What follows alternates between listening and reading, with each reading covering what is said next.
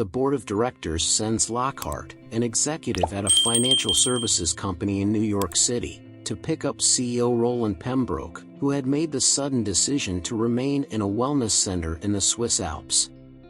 When Lockhart tries to talk to Pembroke at the spa, the staff and Dr. Heinrich Vollmer oppose him. After leaving, Lockhart gets into an automobile accident and is said to have woken up at the center 3 days later with his leg in a plaster cast. Despite the horrific collision, the driver and he were both only slightly hurt.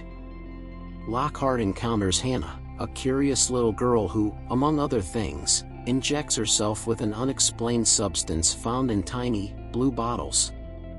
A curious Lockhart is regaled with the spa's history by patient Victoria Watkins and the people of the neighboring village.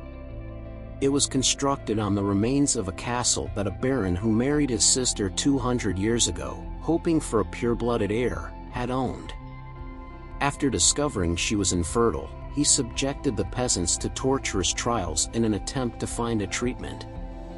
He was successful, but the villagers seized the castle and set it on fire when they discovered the haphazardly buried bodies of his victims. The infant was taken out of the baron's pregnant sister's womb and burned before she was taken prisoner by them. Despite being thrown into the nearby aquifer, the infant managed to survive. Lockhart tries to break out of the center but discovers that nobody is permitted to do so. Lockhart gives Hannah a statuette of a ballerina and then rides into town with her assistants, dropping her off in a bar to find a translator for Pembroke's German medical file. He finds out that even if the spa's patrons drink water from the aquifer, they nevertheless experience dehydration. Having spent her entire life at the spa, Hannah investigates the bar and grabs the interest of the inhabitants. After Lockhart comes back, he fights with the man who was dancing with Hannah. The villagers are oddly terrified of Dr. Vollmer, who comes to his aid.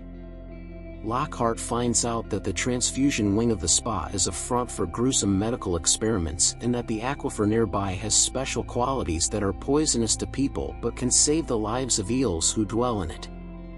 Vollmer employs the patients as filters in the baron's method of filtering water through human bodies and distilling it into an essence that sustains life. Hannah, Vollmer, and his employees consume this cure in order to significantly extend their lives. Lockhart becomes aware that he is being held prisoner and that his leg is not broken. Lockhart undergoes terrifying therapies from Vollmer, who twists his thoughts until he thinks he is crazy. Lockhart's delusion ends when Hannah notices this shift and returns the ballerina figurine to him. When Hannah gets her first period, Vollmer weds her. He takes her to a hidden chamber within the castle's ruins during the reception, where he starts to rape her.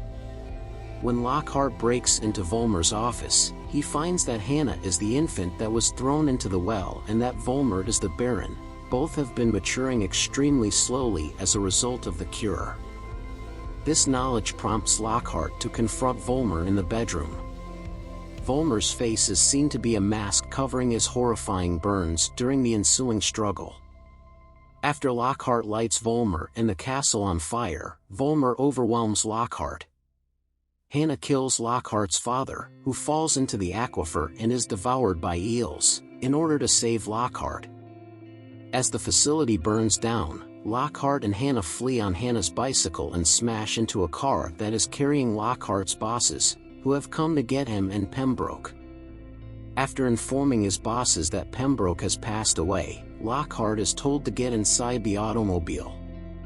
A ghostly smile appears on his face as he and Hannah ride away from the asylum, ignoring their pleas and murmuring that they feel better.